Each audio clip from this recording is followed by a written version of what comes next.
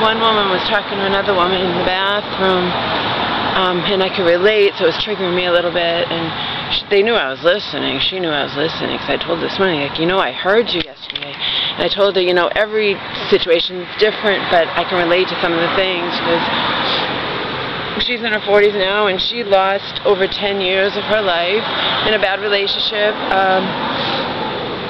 And it wasn't physical abuse, it was psychological. It started off like severe control and whatever, and you know, we all have similarities but every story is different. And just so you know, the thing about Donald was, he didn't cause me to believe, and I still believe it, by the way. I even told the woman at the domestic violence place yesterday, who doesn't want to see me, and no, she wants me to get more help than she can offer, apparently. You know, I'm traumatized, you know, it's too much in a short amount of time. I'm suffering from PTSD, big time. And if the person at the Social Security doesn't see that, he or she, and whoever decides, can go fuck him or herself. People I talk to, shrinks and whatever, can see it clearly that I can't work when I can't fucking breathe, okay? I want to get on psych disability so I can have some kind of income and eventually get off of it. You know, I don't want to be that forever. Anyway, as for Donald, he didn't make me think no man would want me because of my looks. Donald thought I was still beautiful, even though he'd call me fat or whatever. He thought I was still beautiful, even when I was a lot heavier. Even when I was 232 pounds and had gained 72 pounds, and gradually throughout my first relationship with him, where I couldn't even initiate sex. That's how controlled I was. And this woman asks herself the same thing we all ask ourselves: why do you stay? Because these men destroy your self-esteem. That's why you stay. Donald made me think that no man would want me because of who I was, who I am, not because of how I looked. You get it? The core of who I was. You know, played upon my fears of being crazy, played upon the mental illness that runs in my family. My mom's schizophrenia, you know. There's not a man alive will put up with you, Laura. You leave me, you'll be all alone forever. Didn't want anyone else to have me, but he didn't want me either. See what these men do? And then this woman in the shelter, her situation is, you know, the guy used love, but then it was control, didn't want her to see her friends, blah, blah, blah, and I guess, you know, I told her this morning, like, that's a subtle form of psychological abuse. And, you know, and she lost a lot of years of her life, and she's in her 40s now like me, and she feels the same way. She's like, you know, he stole all those years, and I stayed with him, but now and I said to her this morning, like, yeah, but it won't ever fucking happen again, will it? And in my case, I hate men now. I won't be with any man unless for solely sexual purposes. And even then, it'll have to be a fucking guarantee. Understand? I won't be with any man except for sexual pleasure, and it will have to be a guarantee, the pleasure part. Okay? Unbelievable. Even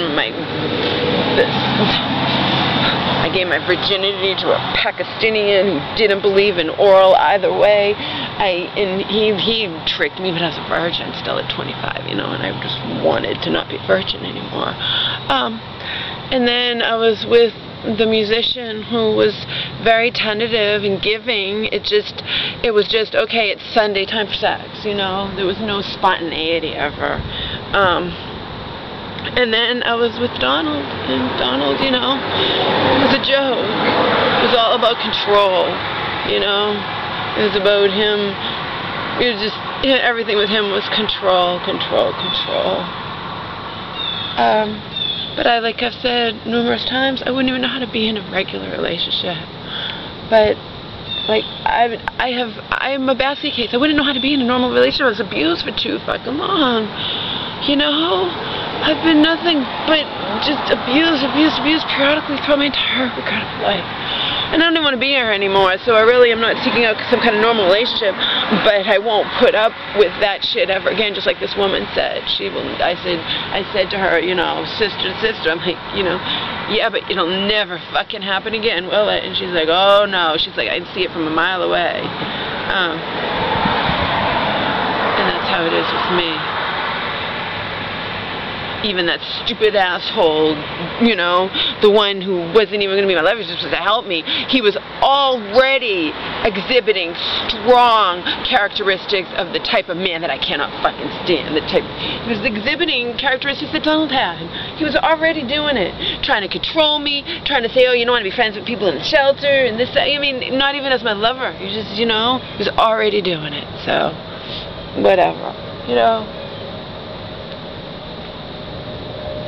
I'll be going on welfare too, because even if I get approved for psych, SSDI, whatever, you get it as a back. I mean, I know that from Donald. You know, you get it, but you don't get it right away, and then you get a whole bunch at once. You know, who knows what I'll get?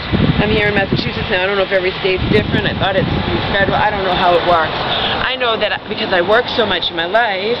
That's what I was telling the woman yesterday. I'm like, you know, Donald, his mom used to say, oh, she's lazy, she won't work. No, I never have had a chance to heal. You can say, well, Donald shoved you backwards down that hill and left you like garbage 4 years ago, almost. Yeah, but I've been with them. I've never had a chance to heal, have I? It's not like that happened. I've had 4 years to heal. I haven't had any chance to heal. He just strangled me a few months ago, you know? Choked me, whatever you want to call it, briefly. Because I refused to leave immediately. I refused to walk out the door with clothes on my back, you know? Because I was upsetting Mommy. He needs my Mommy, you know? So, anyway, that's that. I don't go around telling everybody my business. I've showed people the pictures, you know.